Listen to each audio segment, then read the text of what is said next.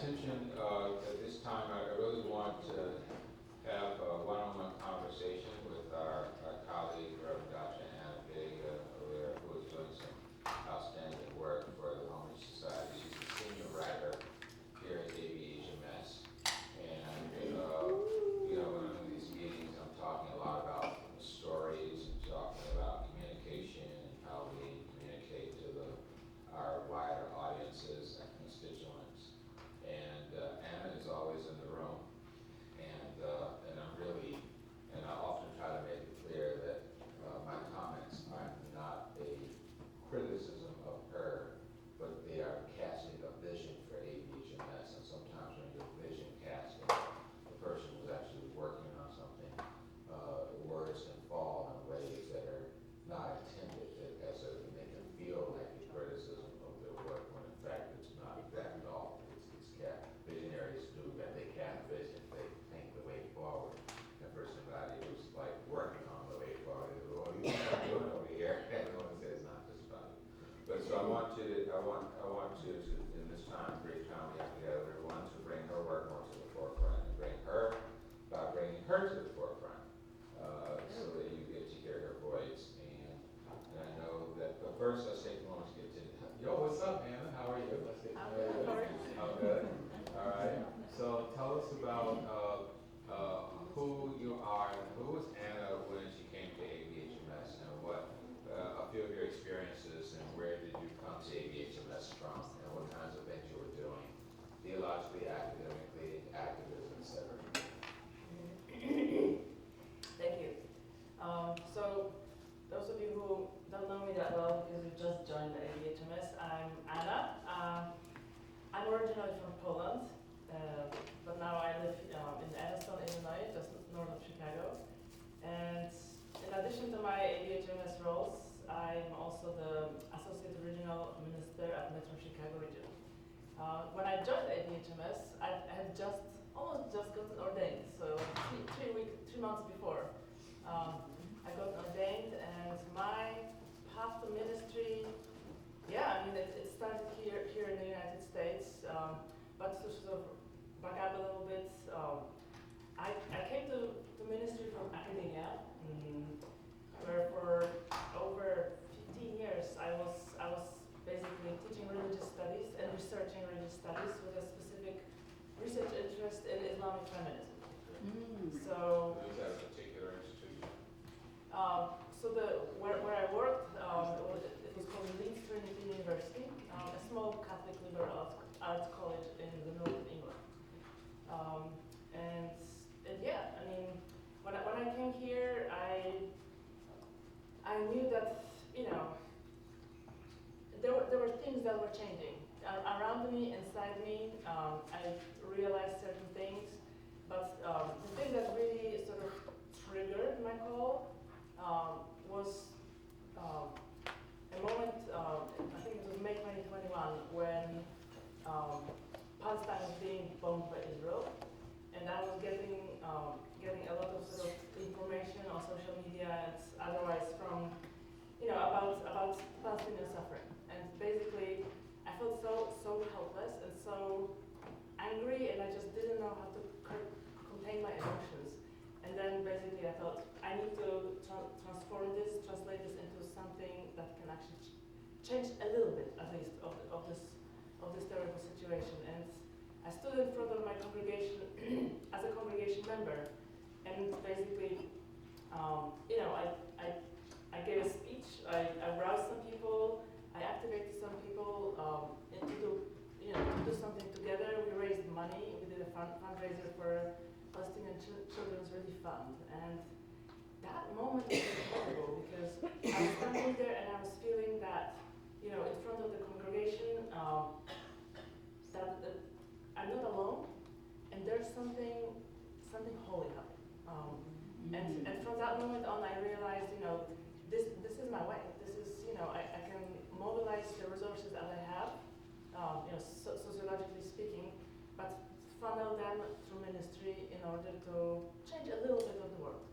So that's it. And so, the ABHMS call that came to me, it felt perfect because writing is my mode. I see myself as somebody in the storytelling ministry, Yes. and so that's what I'm doing through the mission stories, but also through the Christian Citizen, other stories that I write outside of ABHMS, and some scholarship that I'm continuing to do as a sort of passion project, because that's what formed me, and I don't think I will ever stop thinking in a sort of scholarly way.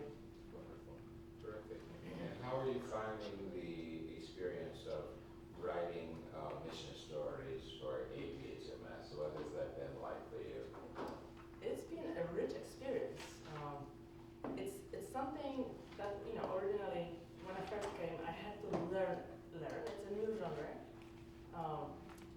but looking at what ABHMS does, the variety, the richness of mission activity, it's basically, it's riches. It's embarrassment of riches for topics, and yeah, I mean, it's been a pleasure because I can, at any point in time, I can just speak to a colleague, or look at the grants we're giving, or just pinpoint something that's going on, and I can write it up. Yes. So yeah, that's kind of a reassurance that I never there's never a lack of topics. Yes. In fact, there's more topics than I can write about. That's right. So I love what you said about embarrassment of riches for topics, because there's a lot of, as we've seen here when we talk about the grants and so forth, there's a lot of content, a lot of possible topics and so forth.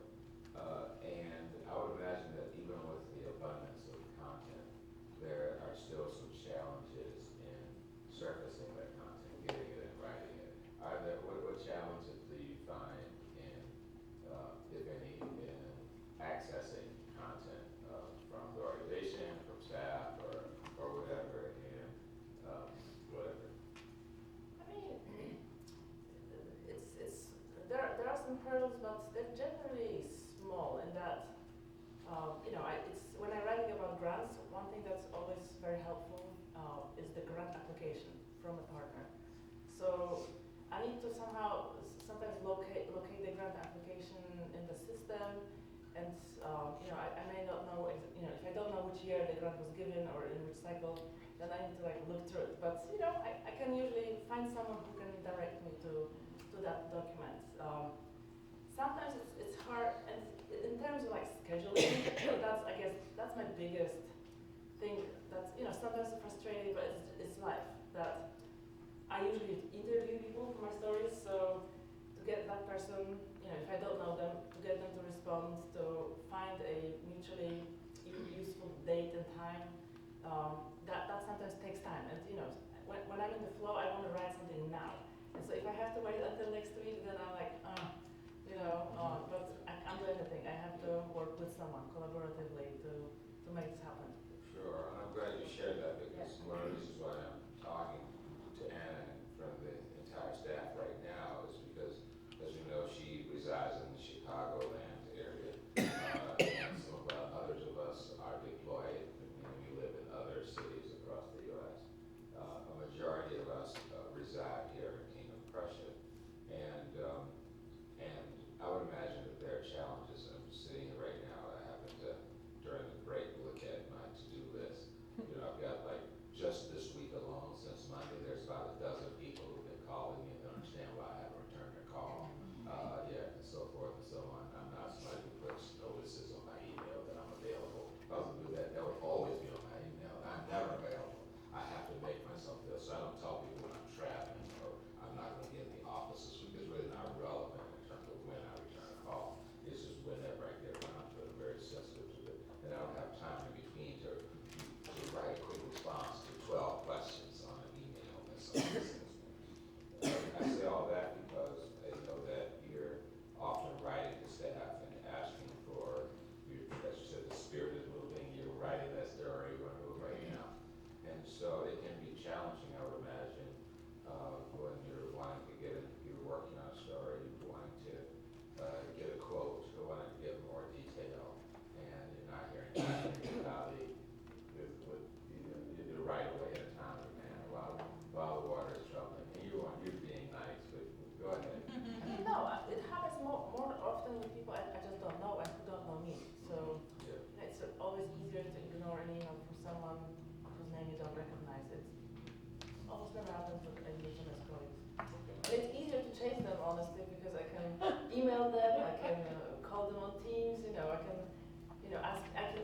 somebody at the lamp to go and find that person.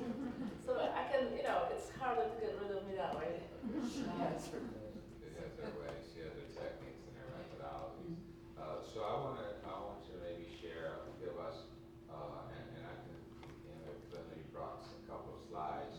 I want our staff to acquire a better understanding of the process for you of writing a mission story from the point of concept, conceptualization or ideation to getting it done. What's involved in that for you step by step and down to the product. And with that, I'll just let you go ahead and share. Alright, so. And I'm going to sit over here because I'm going to get questions. So yeah, a few slides. I'm not gonna stay on them for too long, but I wanted to sort of give you guys an idea of the process, especially the new colleagues who may work with me in the future in this capacity. That I'll be taking their requests. I think it could be helpful for both me and you to sort of just streamline all this. So yeah, a mission story about what is an ABHMS mission story. It's I've been actually looking at different sort of characteristics yesterday, just doing some research with other people, write, how other people write. They usually write shorter stories, much shorter. My mission stories are a bit on the longer side. As an academic, it's sometimes hard to sort of, be very succinct because I want to explain everything and get to the bottom. But for ABHMS mission story in terms of what it is, it's something that highlights the real life impact of ABHMS mission work. It's also a conduit that connects different ABHMS partners and ABHMS. It can include testimony, usually includes testimony from a partner or our ABHMS colleague, like a grant liaison. It includes theology, to explain how our mission and also how the scripture informs the work. A context, usually a social context, describing some sort of problem or a situation, and emotion. And I guess I need to really work on that because, again, it's kind of like I'm used to objective writing, but there is often a lot of emotion involved in mission. So these are core elements. And we connect ABHMS partners, we inspire them, we inform them. I got a list of some partners. I don't know if it's an exhaustive list, but different ministries, ministry professionals, i.e. people, American Baptist entities like IBCUSA, but also ABWM, ABF, Judson Press, and so on. Different regions that work with us. Regions also are very often, for example, grant recipients. Social service organizations like food pantries, let's say, educational institutions, so maybe a seminary, and of course donors, because it's a big function of a mission story to inspire that generosity in donors. So we usually include something that appeals to donors within the mission story to say, if you think this is important, if you want to support work like this, donate to us. So that's one reason. But there are other reasons why mission stories that we produce are important. They humanize ministry work. They basically just put spotlight on specific people and organizations that are involved in ministry. They build trust and emotional connection. So when you know someone, when you know somebody, when you see their face, even in the photo, you can sort of, recognize them.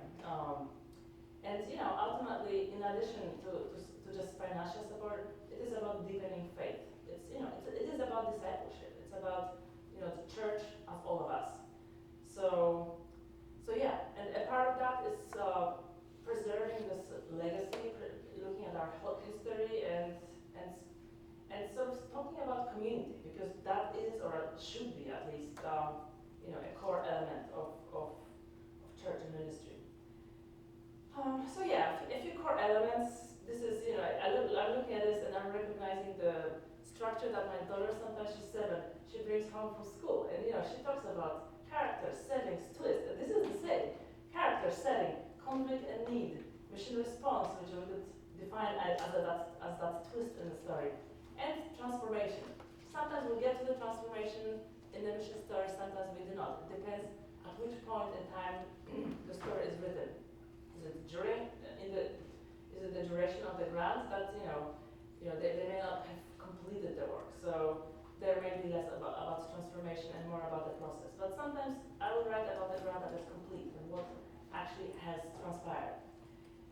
So yeah, I mean, there's like with journalism, because mission story also, given that we publish all these stories on our website, is a type of journalism. So there are some ethical principles that constrain or, there are guardrails for the writer. So, of course, we need consent. I will not write a story about somebody who doesn't even know I'm writing about them. I want to hear from them that they're okay with me writing about it.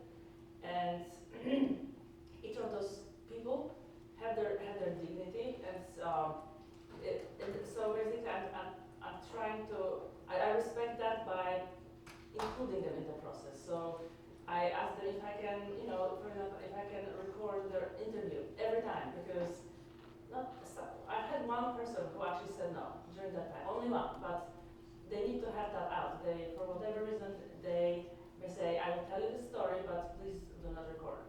And then I don't.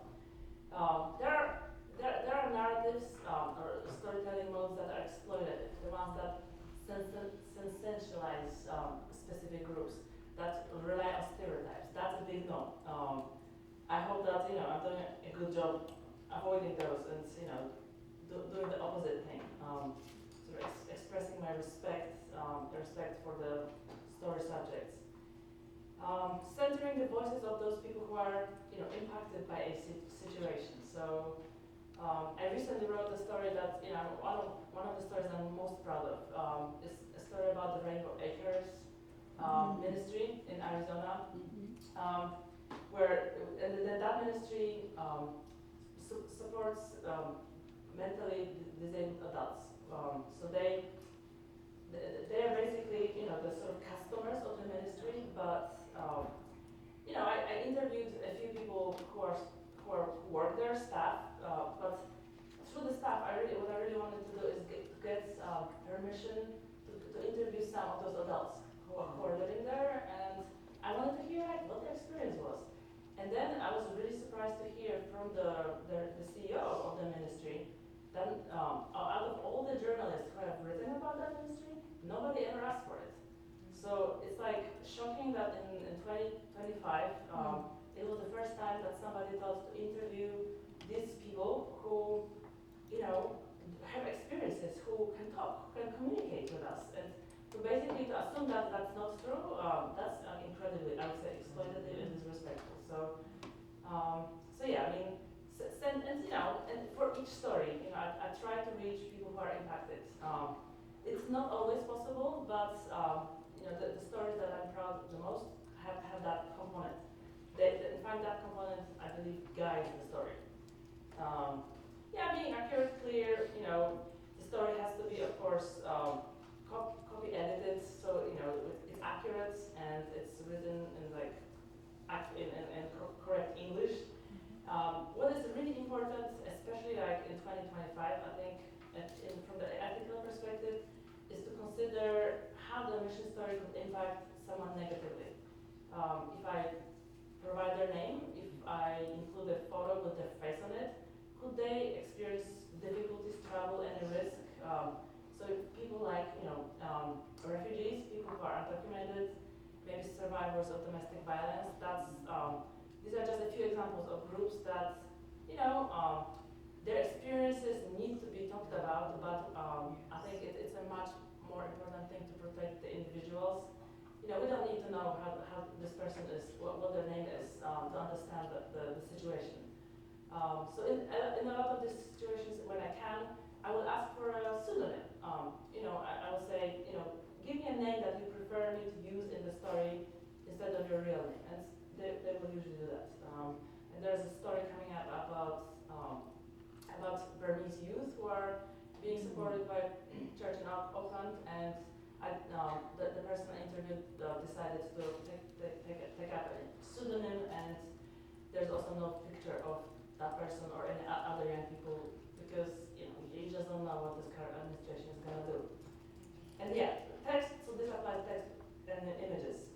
So, so yeah, I mean the process. Just quickly, I identify the story. It could be via impact service request form. Could be from a conversation with a colleague.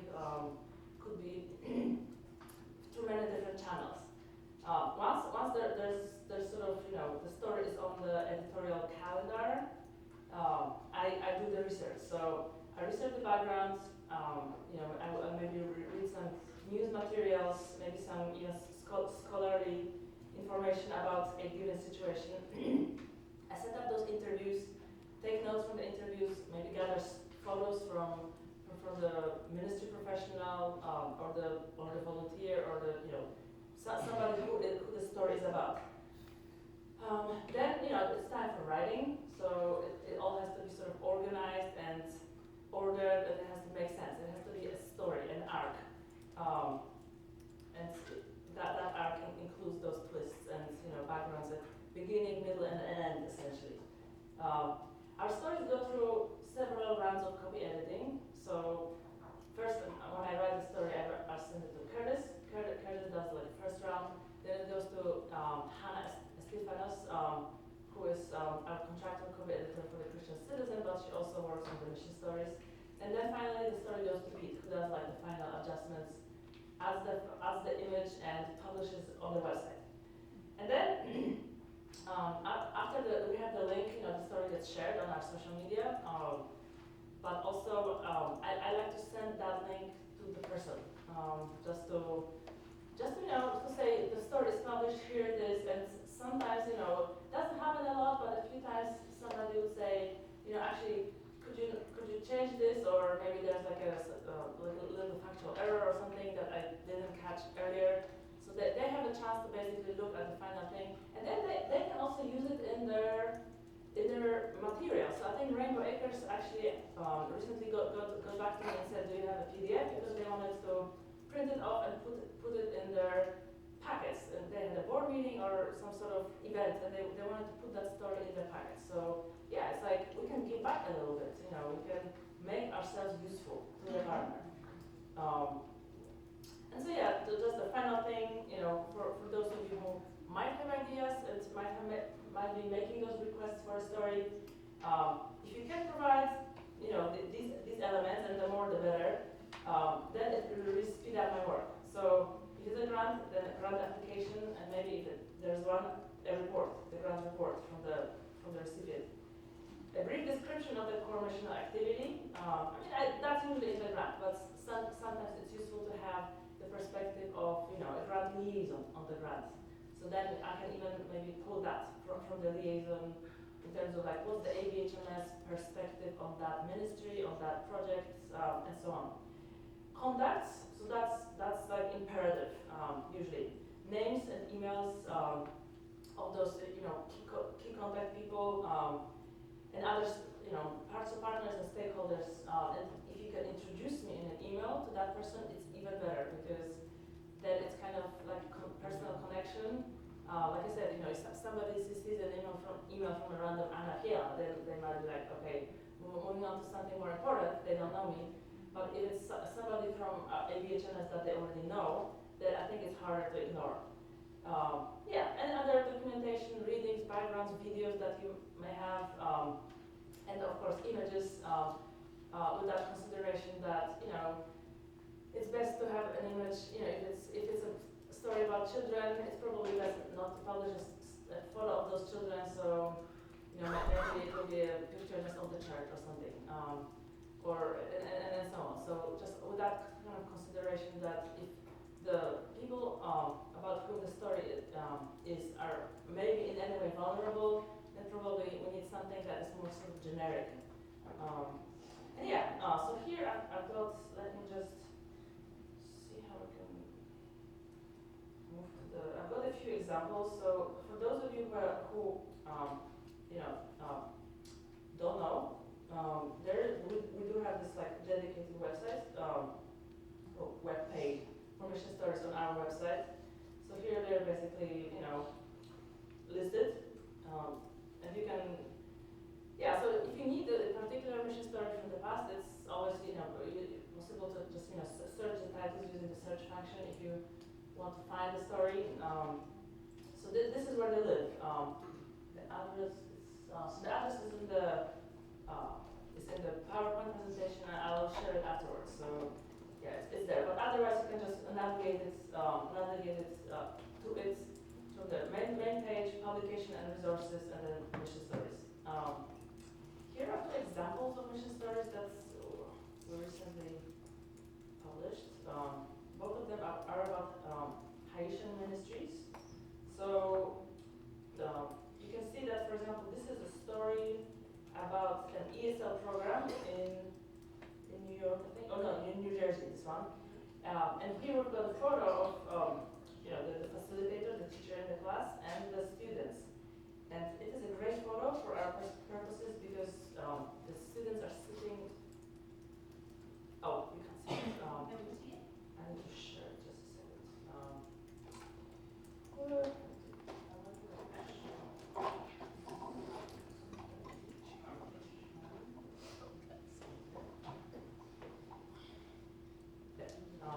So yeah, all the students are sitting looking away from the camera. Their faces are not visible, and yeah, I mean, if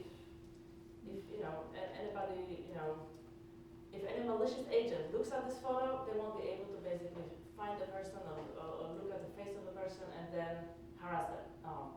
There we can see the face of the teacher, but the teacher is kind of a public persona. He's a pastor. He's mentioned in the story. He's like searchable online. He's a kind of in terms of sort of privacy and ethics, I think it's okay to show Reverend Dr. Azar's face. But I would not, if they were looking away, if they were looking towards the camera, we would not publish that. Yeah, so yeah, I mean here just a kind of quick analysis of the structure. Here's like the background, what's going on right now. Generally, with the changes in policy, let's say in very general terms, what that means for a population that we're writing about. So that kind of like focuses a bit more on the Haitian population.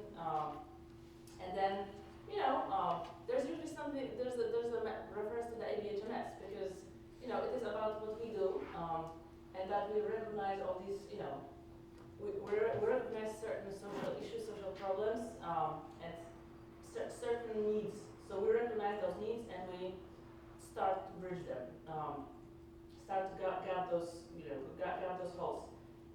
And the whole here is in provision of English language classes for refugees and immigrants. So if the state doesn't provide it or the county, here's where we come in. We do our job that way.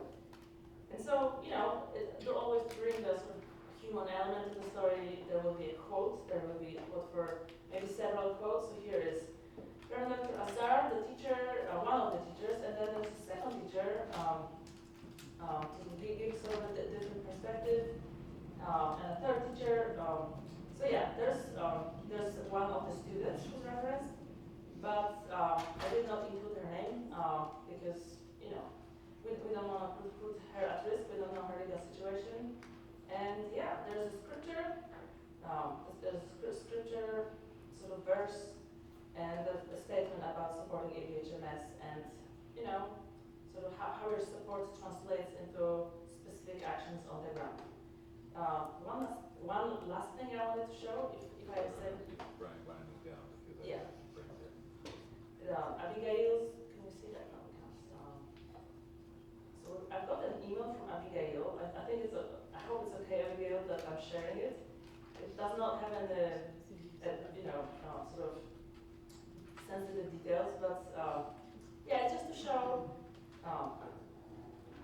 Basically, it's an email where she says, attaches a file with 3 folders, contains relevant information for each mission, and the sort of the contact details for people I then interviewed in the I interviewed for the articles. Actually, this was for 3 stories, so there are a few more. But by providing these things ahead of time, ahead of me writing, she made it really sort of smooth. I was just able to like hit it and run. So this was like really useful. So just an example of that. And yeah, this is it. Thank you. Okay, take one quick question because we're behind schedule now with, I was gonna come forward, because I'm still trying to protect my voice. you want to Yeah, move to the real next? quick, real quick. First, thank you for that, that's a really great story. And Mario can tell more about it, because he's in that trip. But in light of the conversation that we were having, I think it was yesterday, about, protection of rights, and I appreciate the ethics, even though we don't name the people and we don't show the people, we name the church. So I'm wondering, at a time in our nation where we know that houses of worship are a target by our government, are we able to find, is it valuable to at least think about describing the ministry but not naming locations? So I just, and we may not have time for that, but I just wanted to flag that. Well, I do, yeah, I mean, I want to answer that. I think that what's different about this story is that this is not a story about undocumented persons or persons who are here illegally.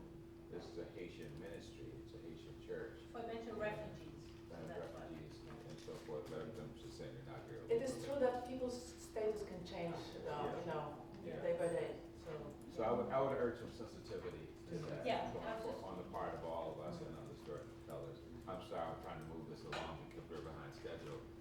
But I think that each case must be looked at. And so what I want to avoid is applying a general rule where we don't name our constituents and our partners and so forth, while we exercise a special care in each story and saying is there something discrete about the situation that needs to be protected?